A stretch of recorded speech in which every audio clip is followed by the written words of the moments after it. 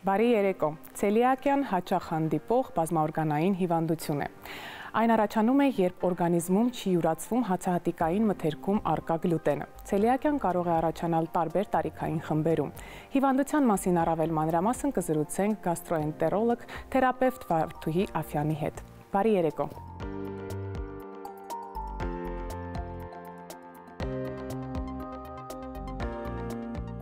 Ինչ է իրենից ներկայացնում ցելիակիա հիվանդությունը։ Ցելիակյան կամ գլյուտեն սենսիտիվ էնտերոպաթիան իրենից ներկայացնում է բարակ աղիքային, քրոնիկական, աուտոիմուն, գենետիկական նախատրամադրվածություն ունեցող հիվանդություն, որի հիմքում ընկած է գլյուտենի օգտագործումը։ Ինչ է իրենից ներկայացնում գլյուտենը։ Մենք բազմիցս շեշտում ենք գլյուտենի օգտագործում, այն առկա է մեծ քանակությամբ հացազգիների բաղադրության մեջ։ Բարձր կոնցենտրացիայով պարունակում է ցորենի այլուրի կազմության մեջ։ Գլյուտենը ունի մի շատ յուրահատուկ հատկություն, իր մեջ կարողանում է պահել CO2 գազը, ինչը օգտագործվում է լայն կիրառություն ունի խմորեղենի հացամթերքների մշակման գործում։ Այն խմորեղենին հաղորդում է ավելի կախարդական ախորժելի տեսք, ուստի հաճախ երիտասարդ աղջիկները ինքնակամ փորձում են սննդակարգից բացառել գլյուտենի օգտագործումը։ Ոչ մի ապացուցված մեկնարկ չկա գիտական, որտեղ նշվում է, որ առողջ մարդով չունի գենետիկական նախատրամադրվածություն կարող է սննդակարգից բացառել գլյուտենի օգտագործումը։ Ցելիակիա հիվանդությունը բավականին լայն տարածում ունի, վերջին 50-ամյակներին այն ավելի արդիական է դարձել, պայմանավորված է ախտորոշման մեթոդների կատարելագործմամբ։ Բնակչության քանի տոկոսը ունի այս հիվանդությունը ամբողջ աշխարհում։ Որպես այդպեսին հատուկ ինչ-որ սկրինինգ ցուցանիշ չկա, քանի որ հիվանդությունը նոր ավելի արդիական դիագնոզ է, ուստի ինչ-որ սկրինինգ ցուցանիշներ չեմ կարող նշել։ Նշեմ, որ հայերի մոտ բավականին տարածված է, սակայն սքողված է։ Քիչ անց կնշեմ կլինիկական նշանները ու կտեսնեք, որ գրեթե բնակչության մեծ մասը ունի տվյալ կլինիկական գանգատները, ուստի պացիենտներին խորհուրդ կտամ, եթե ունենան հետևյալ նշանները, անմիջապես դիմեն բժշկի ավելի խորացված հետազոտությունների համար, ճիշտ ախտորոշում ստանալու համար եւ հետագա հիվանդության վարման բարդությունների կանխարգելման նպատակով։ Որոնք են առաջացման պատճառները։ Միայն այդ հացահատիկում, գտնվող։ Տեսեք, նշեցի, որ ցելիակյան գենետիկական հիվանդություն է։ Ժառանգական նախատրամադրվածություն պետք է լինի։ Աղիներում գենետիկորեն չի սինթեզվում հացահատիկի գլյուտենը մարսող ֆերմենտը, հիմնական էթիոլոգիկ գործոնը տրիգերը հանդիսանում է գլյուտենը։ Լավ, գենետիկորեն չկա տվյալ ֆերմենտը, ուստի հիվանդը ընդունում է գլյուտենը, աղիներում ներծծում չի իրականանում, ակտիվանում են մի շարք բարդ քիմիական ռեակցիաներ, որի արդյունքում առաջանում են թունավոր արգասիքներ, որոնք վնասում են աղիքի առողջ լորձաթաղանթը։ Վնասման արդյունքում աղիքի լորձաթաղանթը կազմված է բարակ թավիկներից, որոնցով իրականանում է սննդի ներծծումը եւ կրիպտաներից։ Այդ թավիկները աստիճանաբար իրենց ֆունկցիան կորցնում են, չեն կարողանում յուրացնել նաեւ այլ սննդանյութեր։ Ուստի կլինիկորեն պացիենտի մոտ դրսևորվում է լուծ, քրոնիկական լուծ։ Նշեմ, որ սպეციფიկ ցուցանիշը եւ պետք է ուշադրություն դարձնենք լուծի երկարատևությանը։ Առաջին վաղ կլինիկական նշանները կարող ենք նկատել երեխաների մոտ, մինչև 6 ամսեկանը, եթե մայրը կերակրում է կրծքով, երեխան դեռ չի ընդունում այլ հավելյալ սնունդ, կարող է կլինիկական նշաններ չլինեն։ Սակայն հավելյալ սնունդի ընթացքում արդեն սննդամթերքը պարունակում է գլյուտեն եւ երեխայի մոտ դրսևորվում է կլինիկորեն գազիկներ են առաջանում երեխայի մոտ, փորացավեր, լուծ։ Դրանք ախտանշաններն են։ Այո, դրանք ախտանշաններն են։ Բացի լուծից մեծահասակների մոտ էլ ինչ կարող է առաջանալ։ Տեսեք, հիվանդությունը ունի սպეციფიկ եւ ոչ սպეციფიկ ախտանշաններ։ Աղեստամոքսային համակարգի կողմից լուծ շատ հազվադեպ կարող է լինել փորկապություն։ Երկրորդ գլխավոր ցուցանիշը դա որովայնի շրջանում մշտական ցավերի առկայությունն է, որը պարբերաբար վերագրում են այլ հիվանդություններին, երեխաներին պարբերաբար տանում են հետազոտությունների ճիճվակրություն, վայ մի բան մայրիկը երևի անհաջող սնունդ է տվել, տարբեր պատճառներ են գտնում, սակայն հիմքում կարող է ընկածներ տվյալ հիվանդությունը։ Տվյալ հիվանդները թերս ծնված տեսք են ունենում, այսինքն մկանային զանգվածը մարմնի շատ թեր զարգացած է լինում, վերջույթները շատ բարակ են լինում, որովայնի չափերը մեծանում է, ինչը պայմանավորված է գազերի առկայությամբ, քանի որ սննդանյութերը չեն մարսվում, առաջանում է մեծ քանակի գազեր, վքնածություն, մեթեորիզմ, պացիենտները թեր սնված են լինում, աշխատունակության կորուստ է լինում, տրամադրության անկում, դեպրեսիաներ է լինում, բարակ աղիներում շատ բազմաթիվ պրոցեսներ են տեղի ունենում, ինչպես օրինակ երկաթի, B12-ի, ֆոլաթթվի ներծծումը, ուստի տվյալ հիվանդների մոտ հաճախ հանդիպում է անեմիաների տարբեր տեսակներ, երկաթի պակաս, B12-ի պակաս, գիտենք, որ B12-ը մասնակցում է նույնպես նյարդերի սնուցմանը, ուստի նրա պակասը նյարդերի նորմալ սնուցման համար շատ կարևոր նշանակություն ունի, այն անդարձելի է, գիտենք մեր նյարդային բջիջները անդարձել են, պետք է վաղ հայտնաբերել եւ բուժել հիվանդությունը։ Ինչպես է ախտորոշվում այս հիվանդությունը։ Հիվանդության ախտորոշումը վերջին ժամանակաշրջաններում ավելի հասանելի է դարձել, տարբերում ենք սպეციფიկ եւ ոչ սպეციფიկ սերոլոգիական մարկերներ։ Սերոլոգիական մարկերները, երբ գլյուտեն օգտագործում է պացիենտը, օրգանիզմում մի շարք բարդ աուտոիմուն պրոցեսներ են տեղի ունենում, օրգանիզմի պատասխան ռեակցիան է, հակամարմիններ են սինթեզվում, լավ։ Առաջնային դիագնոստիկ ցուցանիշը դա հակահյուսվածքային հակամարմինների առկայությունն է, որոնք բարձր զգայունություն եւ սպეციფիկություն ունեն, anti-TTG իմունոգլոբուլին-ը։ Երկրորդ սերոլոգիական մարկերը դա դեզամինացված պեպտիդ գլիադինի նկատմամբ իմունոգլոբուլին G առկայությունը եւ երրորդը ընդհանուր իմունոգլոբուլին A-ի մակարդակն ենք որոշում։ Ընդհանրապես դիագնոզը, այսպես ասեմ, հավաքական դիագնոզ է, չենք ֆիքսում միայն սերոլոգիական տվյալների վրա, հաշվի ենք առնում պացիենտի անամնեստիկ, կլինիկական, լաբորատոր եւ շատ կարեւոր հիստոլոգիական ցուցանիշները եւ վերջապես, երբ որ սերոլոգիական ցուցանիշները մեզ որևիցե ինֆորմացիա չեն տալիս, պացիենտին ուղղորդում ենք էնդոսկոպիկ հետազոտության, դա գաստրոսկոպիան է, որի թիրախը հանդիսանում է 12 մատնյա աղուց բիոպտատների հետազոտությունը։ Բիոպտատներով ինչ է մեզ նկարագրում հիստոլոգը։ Լորձաթաղանթը բավականին փոփոխված է լինում, թավիկները կարճացած են լինում, կրիպտաները հիպերտրոֆիա են ենթարկվում, միջէպիթելիալ լիմֆոցիտների ինֆիլտրացիա է տեղի ունենում։ Աստիճանաբար ներծծման մակերեսը պակասում է, այսպես ասեմ, ամբողջ լորձաթաղանթը կարծես թե հարթվում է եւ պացիենտները թերսնված են լինում։ Կանխարգելել կարծում եմ այս հիվանդությունը անհնարին է, թե հնարավոր է։ Հիվանդությունը անգլերեն մի հատ լավ արտահայտություն կա, long life diagnosis, ամբողջ կյանքի դիագնոզ է, ուստի կանխարգելել կապ չունի ցանկացած տարիքում, եթե կա գենետիկական նախատրամադրվածություն, հիվանդությունը միշտ ուղեկցելու է։ Կանխարգելել հնարավոր է հիվանդության բարդությունը։ Եթե հիվանդությունը չեն բուժում, առաջանում է մի շարք բարդություններ, որոնց շարքին է դասվում աղեստամոքսային համակարգի օնկոլոգիական հիվանդություններ, ինչպես օրինակ լիմֆոմաները, բարակ աղիների կարցինոմաները, ուստի պետք է վաղ հայտնաբերել հիվանդությունը եւ ապացուցված է, եթե 3-ից 5 տարի հետևում է պացիենտի դիետային, ապա 15% հավանականությամբ օնկոլոգիական հիվանդությունների ռիսկը իջնում է։ Բուժման մեթոդները միայն դիետաներն են։ Բուժման մեթոդները, հիմնական բուժման մեթոդը գլյուտեն-ֆրի դիետան է, արդեն իսկ պարզ է, տրիգերը բացառում ենք, հիվանդությունը կարծես թե ավելի հանդարտվում է։ Շատ շնորհակալություն։ Ձեզ նույնպես։ Մեր լրագրողը շարունակում է ձեզ ներկայացնել տարբեր սպորտաձևերի կարևորությունը եւ օգտակարությունը։ Այս անգամ հերթը հեծանվասպորտինն է։ Ոմանց համար սա առողջ ապրելակերպ է, ոմանց համար այն ուղղակի հոբի։ Դիտենք տեսանյութը։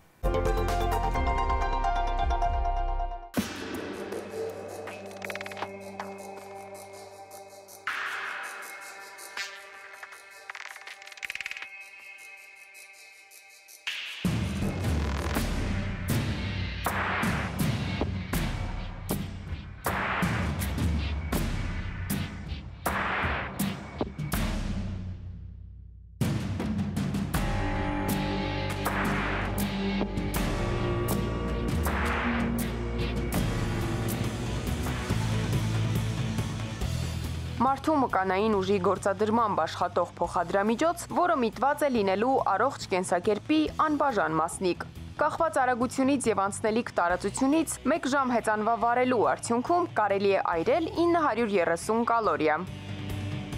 Հեծանվասպորտը օլիմպիական սպորտաձև է, ունի 8 ճյուղ, որից 4-ը համարվում են օլիմպիական։ Հեծանվարապարակային ձևի մեջ տարբերում ենք կարճ ու արագ տեսակը, նաև տարբերում ենք երկար տեսակը, որի ժամանակ տրամադրողականության վրա է շեշտը դրված, մարդու ֆունկցիոնալ հնարավորությունների վրա արդեն։ Հեծանվասպորտն օգնում է բարելավվել սիրտանոթային համակարգի աշխատանքը, մարզում է բոլոր մկանները, ձևավորելով սլացիկ և մարզված մարմին։ Այն օգնում է նաև կարգավորել շնչառական համակարգը, կանոնավոր դարձնելով օրգանիզմում թթվածնի ներհոսքը։ Քաշի նվազեցման է նպաստում նաև, մարդու ֆունկցիոնալ հնարավորություններն է զարգացնում, նախավարժանքելի հեծանիվով ենք իրականացնում, արդեն պրոֆեսիոնալ մակարդակի մասին է խոսքը, իրականացման նպատակը հետևյալն է, որ ոտքերի շրջանառությունը, արյան շրջանառությունը ոտքերում լավանա, եւ մենք արդեն անցում կատարենք մարզման երկրորդ փուլին, ավելի հիմնական ու ծանր փուլին, հետո արդեն սրտի աշխատանքը լավացնող բարդություններն ենք անում։ Հեծանվասպորտով զբաղվելը դրականորեն է ազդում մարդու ինքնազգացողության և տրամադրության վրա, կանոնավոր ֆիզիկական աշխատանք և դինամիկ սպորտաձև, որը հաղորդում է մկանային ուժ և էներգիա։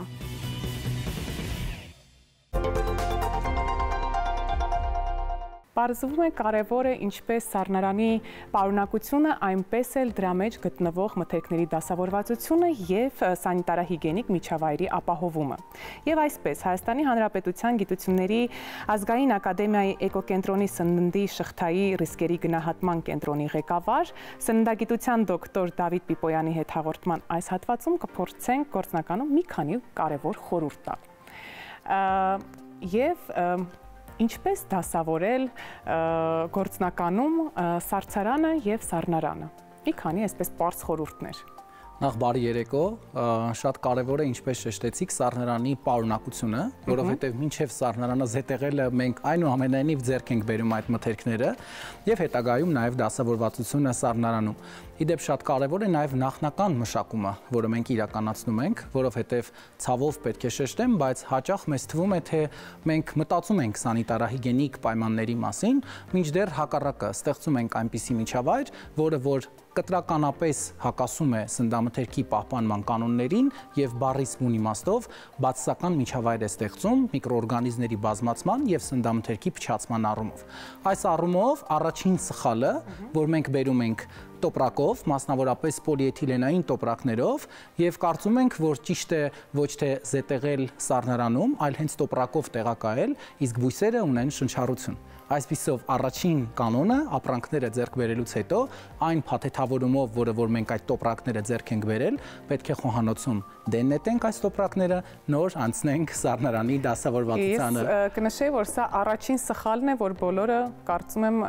առօրյա կյանքում այն կատարում են։ Բացենք սառնարանը եւ տեսնենք, թե ինչ սխալներ այստեղ կա։ Համոզված եմ, որ կա, որովհետեւ այստեղ Հիմա եթե նայենք մեր սառնարանի դասավորվածությանը, նախ պետք է հասկանանք, որ սառնարանը ունի ավանդական սառնարանները, որոնք ավելի մեծ են, սառցախցիկը առանձին խոռոչում է տեղակայված, այսինքն առանձնացված է այդ հատվածով եւ դռան հատվածը։ Հիմա տեսեք, սա ամենասխալ շարվածներից մեկն է, որը մենք ունենք սառնարանի հետ կապված։ Ես առաջարկում եմ մենք անենք սխալների ուղում եւ վերադասավորենք սառնարանը, որպեսզի պրակտիկ օրինակներով հեռուստադիտողին պարզ լինի, թե ինչ սխալներ են այստեղ արված։ Մթերքը ամբողջովին հանենք եւ հերթով դասավորելով գնանք։ Հիմա տեսեք, այս դարակաշարում իրար կողք տեղակայված են կենթանական ծագում ունեցող մթերք, մսամթերք, որի կողքը դրված է, տեսեք, միրգ։ Արդեն սխալ է։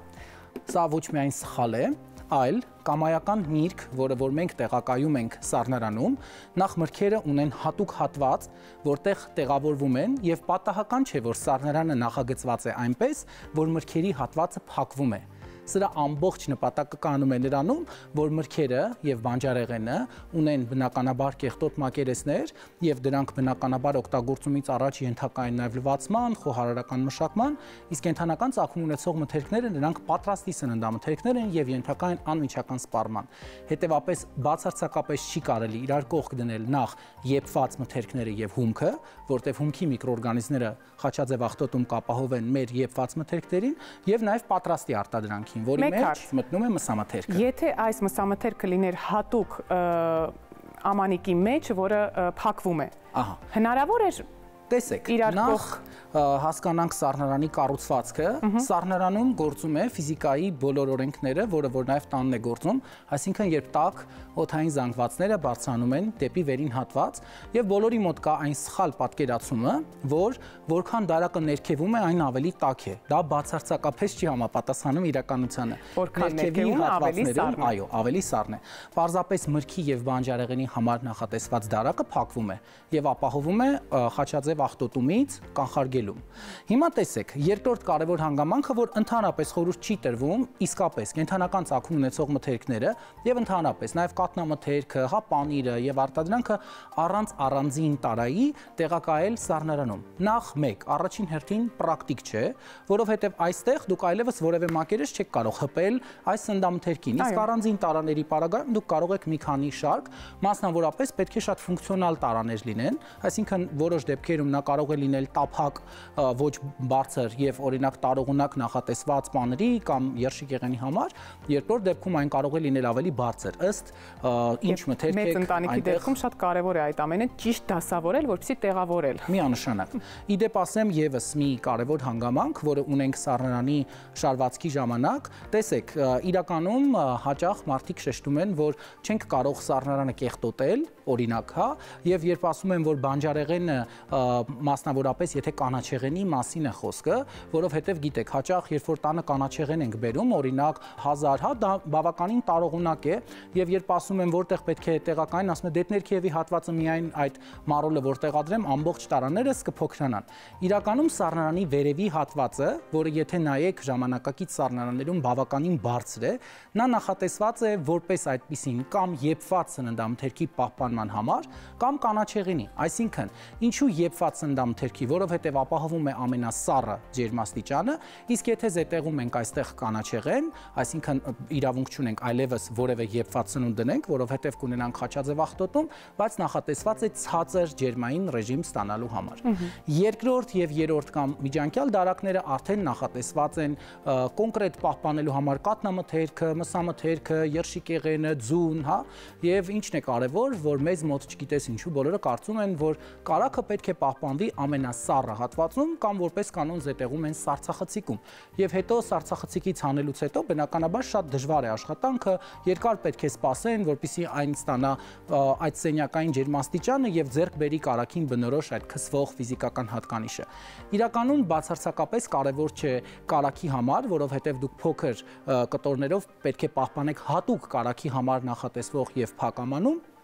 ընդհուպ կարելի է ներքևի հատվածում կամ միջանկյալ հատվածում անգամ դռան վրա, եթե ունեք համապատասխան հատված, որովհետև պետք է հիշեք, որ դռան հատվածը ամենաբարձր ջերմաստիճան ունեցող հատվածն է եւ որպես այդպիսին հաճախ բացում ենք եւ բնականաբար այստեղ ունենք բարձր ջերմաստիճան։ Բայց որն է շատ հաճախ հանդիպող մեր տնային տնտեսուհիների եւ տնտեսների սխալը, որ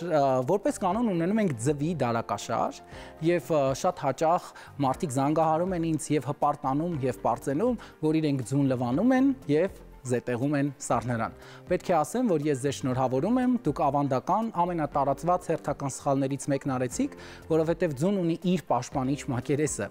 Եվ երբ որ դուք ձուն լվանում եք, այդ մակերեսի ամբողջականությունը խախտում եք, իսկ դրան այդ բացվող հատվածը բնականաբար օդի հետ սենյակային այդ պայմաններում անընդհատ շփման մեջ է, հետևապես ընդհանրապես նվազեցնում եք ձեր մթերքի պիտանիության ժամկետը։ Իսկ կանաչին տեղադրելուց առաջ պետք է լվանալ։ Տեսեք, կանաչին ընդհանրապես երբ տեղակայում ենք այո սառնարան, մասնավորապես եթե նկատում ենք, որ այն արդեն ունի նախնական աղտոտվածություն, բնականաբար այդ կեղտը եւ հողը չենք կարող տեղափոխել մեր սառնարան։ Անպայման պետք է լվանալ, նոր տեղադրել։ Անպայման լվանալ։ Որն է հաջորդ սխալը սառնարանում։ Սառնարանում պանիրը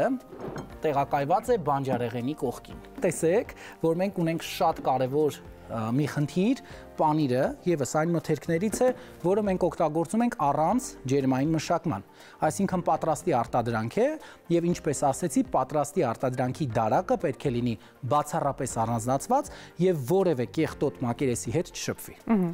Հիմա անդրադառնանք բանջարեղենին, որը դարձյալ շատ դժվար է սառնարանում տեղակայել, ինչու, որովհետև դարակները, որպես կանոն, լինում են մեծ, այսինքն այնպիսին, ինչպիսին որ ձեր սառնարանի դարակն է, 1 կտորից։ բանջարեղենը եւ միրգը միասին տեղադրել։ Տեսեք, բանջարեղենը եւ միրգը կարող ենք միասին տեղադրել, բայց տանը ցանկալի է, որ մենք ունենանք հատուկ միջնորմներ, իդեպ շատ մատչելի է եւ գիտեք, երևի թե բոլոր տնտեսական խանութներում վաճառվում են հիմա այդ տարբեր ուրեմն միջնորմները, որը տանը ձեր ցանկացած չափի կարող եք ամենասովորական սուր դանակով կամ սուր մակերեսով կտրել եւ ստանալ, այո, միջնորմներ, իդեպ ասեմ, սրանց առավելությունը կանում է նրանում, որ դուք շատ ռացիոնալ եք կարողանում օգտագործել, նաեւ հետագայում ձեզ է շատ հարմար, որովհետեւ երբ դուք իրար վրա եք լցնում, հետո պետք է այդ ամբողջ պարունակությունը դատարկեք, որ հասնեք տակի մթերքներին։ Այս դեպքում կոնկրետ դուք բաժանում եք նաև այն չափի, ինչ չափի, որ ձեզ անհրաժեշտ է։ Կատնաշոր կամ կատնաշորային արտադրանք, որը որ ուշադրություն փաթեթավորված է։ Սա եւս կարևոր հանգամանք է, որովհետեւ երբ մենք գործ ունենք փաթեթավորված արտադրանքի հետ, բնականաբար հետագայում տանը բացում ենք եւ հաճախ ոչ ճիշտ օգտագործվում է նաեւ հենց այս հանգամանքը, այսինքն եթե մենք տարայի ամբողջականությունը խախտեցինք կամ փաթեթավորման նյութի ամբողջականությունը խախտեցինք, ցանկալի չէ այլևս, որ այդ ամբողջականությունը խախտած տարայի մեջ մենք դարձյալ զետեղենք, եթե խոսքը չի վերաբերվում օրինակ ապակե տարաների մասին, որ դուք կարող եք տանը այլ փական դնել կամ եթե օրինակ ինքը ունի իր փականը եւ փակել բերանը կամ թեկուզ պլաստիկ, որը փակվում է, բայց եթե ունենք ամբողջականությունը խախտվող եւ հետագայում բնականաբար դուք չեք կարող, չէ՞, կատնաշորը պատրել եւ հերմետիկ տուփը փակել։ Այս դեպքում բնականաբար ցանկալի է որ կամ ամբողջությամբ սպառենք մթերքը կամ ինչպես արդեն շեշտեցի, ունենանք տարաներ, որոնք մենք բնականաբար պատշաճ լվանում ենք եւ հերմետիկ փակում ենք։ Դրա համար օգնության են գալիս նաեւ հիմա պրակտիկայում շատ տարածված վակուումային կամ օրինակ զիպ փակվող տոպրակները, որոնք իդեալական պայմաններ են ստեղծում նաև ափսեյով փաթեթավորելու համար։ Այսինքն դուք ափսեի մեջ տեղադրում եք այն ապրանքը, որը որ հետագայում պետք է օգտագործեք, մասնավորապես եթե մի փոքր խորություն ունի ձեր ափսեն, որևէ կերպ անգամ չի հպվում այս մակերեսներին, տեղադրում եք համապատասխան այդ զիպ փականով փակում եք, բնականաբար գործ չենք ունենում, շփում չենք ունենում հոտերի հետ եւ ի վերջո հանում եք շատ լավ օրգանոլեպտիկ հատկանիշներով պահպանված մթերք։ Լավ, եկեք այսպես մոտավոր դասավորենք, հասկանանք, թե ինչպես է այդ ամենը տեղի ունենում։ Մոտավոր չէ, եկեք ճիշտ դասավորենք։ Ցանկալի է, որ այստեղ տեղադրենք կամ հատուկ բանջարեղենի համար նախատեսած, կամ եթե չունենք պարզապես սովորական սննդային անձեռոցիկներ, տեղադրում ենք մեր մրգերը ըստ նաև օգտագործման, ինչպես շեշտեցի, դարակը եթե կիսում ենք, հեշտ է արդեն։ Ես դնում եմ բանջարեղենը, ինչը կկարողանամ տեղավորել։ Հիմա եւս տեղադրեցիք այնպես, որ տակի հատվածը չենք կարողանում լիարժեք օգտագործել, խնդրում եմ ռացիոնալ օգտագործել դարակը։ Ես ռացիոնալ կօգտագործեի, բայց դուք ասացիք միրգ առանձին, բանջարեղենը առանձին։ Դե հիմա տեսեք, այս դեպքում մենք մեջտեղից չենք դրել դարակ, դրա համար պետք է տարածքը օգտագործենք ռացիոնալ։ Օգտագործում ենք ռացիոնալ։ Սա էլ տեղադրենք եւ զետեղենք մեր սառնարանի մեջ։ Նույնիսկ խնձոր կկարողանանք տեղավորել։ Ահա։ Շատ լավ։ Բանջարեղենը իսկ հատուկ տարայի մեջ, որը գտնվում է ներքևի հատվածում։ Այո, կարակի կողքին մենք կտեղադրենք բնականաբար պանիրը, այնուհետև արդեն բայց ճիշտ ձևով։ Այս դեպքում ես կատնաշորը կզետեղեմ կոնկրետ այս հատվածում, որտեղ մեր դարակները քիչ են, ամենաներքևի հատվածում։ Մսամթերքը կզետեղենք այստեղ չենք կարող, այստեղ իրականում ավանդական սառնարանի մեջ ունենալու ենք մեկ դարակ ավել եւ բնականաբար այս հնարավորությունը կունենանք, ցավոք սրտի մինի մոդել ունենք սառնարանի եւ ամենակարևորը հիշում ենք, որ պատրաստի սննդամթերքը մշտապես առանձին։ Եվ ամենակարևորը, որ հատուկ ամանների մեջ, որոնք հերմետիկ փակվում են, այսպես բաց ժամանակ եւս խորհուրդ չի տրվում։ Նաև շատ չենք ծանրաբեռնում սառնարանը, որպեսզի խուսափենք խաչաձև աղտոտումից։ Շնորհակալություն։ Ես էլ եմ շնորհակալ։ Առողջ ապրելակերպի տաղավարում է Լաբել բժշկական կենտրոնի փոխտնօրեն Արաքսա Դեմիրչյանը։ Բարի երեկո։ Այսօր խոսելու ենք հայֆու լիֆտինգի մասին։ Թե ինչ է այն իրենից ներկայացնում եւ ինչի համար է նախատեսված։ Հայֆու լիֆտինգը բարձր ֆոկուսավորված ուլտրաձայնային տեխնոլոգիա է, որը որ կիրառվում է դեմքի ձգման համար։ Այն օգտագործում է ուլտրաձայնի հնարավորությունը թափանցել մաշկի խորը շերտեր։ Այսինքն մենք հնարավորություն ունենք առանց մաշկի արտաքին շերտը վնասելու, թափանցել խորը շերտեր եւ կատարել ձգում։ Կոչվում է նաև smart lifting, այսինքն այդ շերտը, որ մկաններն են, ապոնևրոզն է, այդ շերտի վրա ենք մենք աշխատում։ Մինչև HIFU lifting-ը միայն վիրահատական տարբերակով կարելի է այդ պրոցեդուրան կատարել, իսկ այժմ մենք կարողանում ենք ապարատի միջոցով հասնել խորը այդ ձգմանը մկանների շերտից։ Ինչի համար է նախատեսված եւ ինչպիսի արդյունք է ստանում։ Այն նախատեսված է ձգելու, հատկապես դեմքի հատվածն ենք շատ օգտագործում, կրկնակզակի հատվածը, այտերի հատվածը, եթե արդեն ունենք կախվածություն, ճակատի, աչքերի շուրջը, ինչպես նաև օգտագործում է նաև մարմնի համար փորի հատվածում, թևերի հատվածում նույնպես, եթե ունենք ձգելու խնդիր, անպայման կարող ենք HIFU-ով անել։ Իսկ տարիքային որ խմբի համար է այն նախատեսված ավելի շատ։ Սովորաբար ինքը 35+ է, այսինքն լիֆտինգային պրոցեդուրաներին է դասվում, քանի որ խթանում է կոլագենի սինթեզը։ Այդ տարիքում սովորաբար կոլագենի սինթեզը ընկճված է եւ մենք արդեն նեոկոլագենես չունենք։ Նոր կոլագենային թելերը ավելի քիչ են արտադրվում։ HIFU-ի հենց բուն իմաստը խթանել նոր կոլագենի սինթեզը, այսինքն ինքը բնականից երիտասարդացնում է մեր մաշկը։ Եվ կարծում եմ այսօր առողջ ապրելակերպի տաղավարում մենք կարող ենք իրականացնել այս պրոցեդուրան։ Այո։ Անցնենք աշխատանքի, քանի անգամ կարելի է այս պրոցեդուրան իրականացնել։ Ընդհանրապես պրոցեդուրան մենք մեկ անգամ ենք անում, ինքը կրկնության կարիք չունի անմիջապես, այսինքն պրոցեդուրան անելուց հետո 1-ից մինչև 3 տարի մենք արդյունք ենք ունենում։ Այսինքն մեկ անգամը բավական է կարծում եք։ Միանվագ մենք տեսնում ենք 10-ից 30% էֆեկտը, բայց աստիճանաբար 4 շաբաթում նոր մենք ունենում ենք վերջնական արդյունքը, որը գնալով ուժեղանում է, մինչև 4 ամիս դեռ կոլագենի սինթեզը գնում է եւ գնալով արդյունքը ավելի լավանում է։ Մենք տեսնում ենք մաշկի որակի լավացում, բարձրացում հյուսվածքների կախվածության։ Արդյոք ցավոտ պրոցեդուրա է սպասվում։ Իրականում ցավ չի ասի, զգացողություն կա իհարկե, ինքը անցավ պրոցեդուրա չի, քանի որ հատկապես 4.5 մմ խորություն է, երբ որ մենք անցնում ենք այդ մկանը ապոնևրոզի շերտով, այդտեղ մեր նյարդաթելերն են անցնում, այսինքն մենք զգացողություն ունենալու ենք որոշակի։ Անցնենք պրոցեդուրային։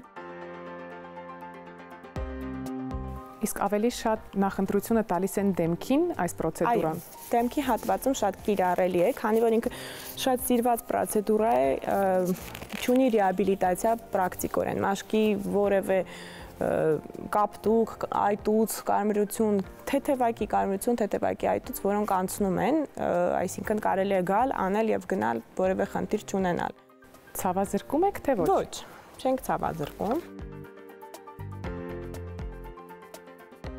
Մենք հիմա դնում ենք կարտրիջները, որոնք մեզ թույլ են տալիս թափանցել խորը շերտեր։ Տվյալ դեպքում ես դրեցի 13 մմ թափանցող կարտրիջը, որից պետք է սկսենք կրկնակզակի հատվածում։ Եվ դնում ենք պարամետրերը արդեն մաշկին համապատասխան։ Կան հակացություններ։ Հակացություններ կան, իհարկե, ստանդարտ հակացություններ են, հղիություն, կրծքով կերակրում, տեղային բորբոքային պրոցեսները, եթե մենք ունենք տեղային բորբոքումներ, հիվանդ վիճակը պացիենտի, ինչպես նաև սիրտանոթային լուրջ խնդիրներ, օնկոլոգիական հիվանդություններ եւ դեմքի հատվածում տարած նյարդի վնասվածքները, այսինքն պարալիզներ, պարեզներ չեն կանում։ Բացի մաշկը ձգելուց, ել ինչի վրա կարող է այն ազդել։ Ընդհանուր ինքը մաշկի որակը բավականին լավացնում է, ճիշտ է, նախատեսված չէ օրինակ ինքը պիգմենտի հեռացման համար, բայց բազմաթիվ անգամ լսել եմ պացիենտներից, որ մենք ունեցել ենք պիգմենտացիայի լավացում, ներծծում անընդհատ մինչև, այսինքն քանի որ մենք խթանում ենք նոր կոլագենի սինթեզը, նոր մաշկի ոնց որ երիտասարդացումը, մենք ունենում ենք զգալի փոփոխություններ որակի։ Դեմքի արտահայտությունը հուշում է, որ այն լիովին անցավ է։ Ներկա պահին այս կարտրիջը, որը օգտագործվում է, ինքը նյարդաթելերի շերտից խորն է, այսինքն մենք ցավի զգացողություն պիտի չունենանք։ Այ հիմա երբ որ կփոխենք, գուցե մի թեթև մենք ցավի զգացողություն ունենանք։ Իսկ ինչու ենք փոխում։ Թույլից խորությունն ենք փոխում։ Այս պահին արդեն մենք գնում ենք 4.5 մմ խորություն, հենց մասն ասածքան սա է, որը որ գնում է մկանի ապոնևրոզի շերտով եւ հիմնական աշխատող ասածքան սա է։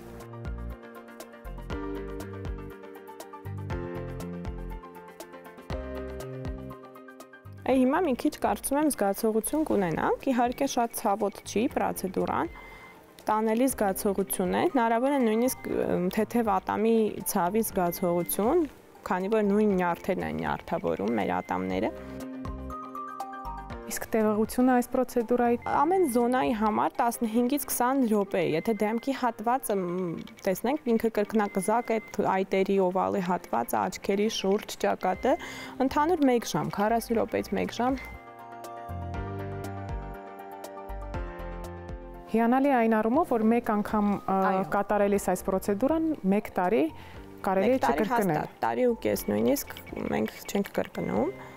Եվ երիտասարդացումը լինում է շատ բնական, այսինքն որևէ արհեստական բան դեմքի վրա չկա, ուղղակի դեմքը թարմանում է։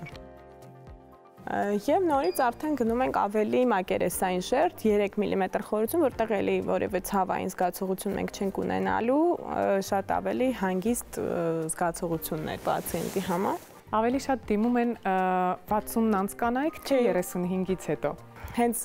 պրոցեդուրան ցուցված է 35-ից 60 տարեկանների համար, 60 անցի դեպքում արդեն սեփականը խթանել մի փոքր դժվար է օրգանիզմը։ Եվ ուշ է։ Ուշ է։ Այո,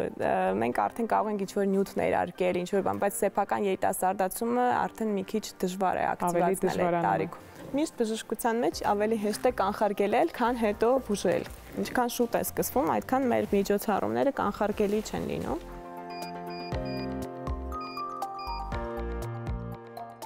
Մարմնի հատվածում նույնպես կիրառելի է, ես ասացի, որ հատկապես թևերի հատվածում, երբ նույնիսկ լիպոսակցիաներ, երբ անում են մարդիկ մնացած հատվածներում, թևերին չեն անում, քանի որ սպի է մնում, իսկ այս դեպքում մենք չունենք որևէ սպի և ունենք լիֆտինգ, նույն որովայնի հատվածում նույնպես մենք անում ենք լիֆտինգ որպես ու շատ ինքը արդյունավետ է և ընդամենը մեկ անգամ է ցուցված, բավականին սիրված է։ Հիանալի է, կարծում եմ բոլորին արդեն պարզ է, թե ինչ պրոցեդուրա է այն իրենից ներկայացնում, եթե ունեք ինչ-որ բան ավելացնելու, խնդրեմ։ Տեղում նկատելի է լինում, մենք կարող ենք օրինակ դեմքի կեսը անել եւ մյուս կեսը չանել եւ կտեսնենք այդ տարբերությունը, այսինքն կախվածությունը մենք անմիջապես նկատում ենք, որ բարձրացավ, հարթվեց, դա ամենակարևորն է, միանգամից նկատելի փոփոխությունը։ 10-ից 30%-ն ենք նկատում։ Հետո աստիճանաբար ինքը գնալով ուժեղանում է եւ մի հատ էլ գաղտնիք կա, որ պետք է անպայման սպիտակուցային սնունդ ուտել հետո, որովհետև կոլագենի սինթեզի համար մեզ անհրաժեշտ են սպիտակուցներ, այսինքն մսակեր պետք է լինի մարդը բուսակերների վրա, այդքան ինքը չի ազդում, կամ պետք է կոլագեն խմեն կողքից։ Շատ շնորհակալություն։ Ձեզ էլ։ Կատարածված կարծիք, որ հղիության ընթացքում սեքսը վնասակար է մոր և պտղի համար։ Սեքսոլոգիայի տեսանկյունից սեռական կյանքը ոչ մի տարիքում և ոչ մի վիճակում չի կարող վնասակար լինել։ Իսկ հղիության դեպքում, եթե չկան խնդիրներ, վիժման վտանգ, ապա ոչ մի հակասություն չի կարող լինել։ Առողջ եղեք, կհանդիպենք։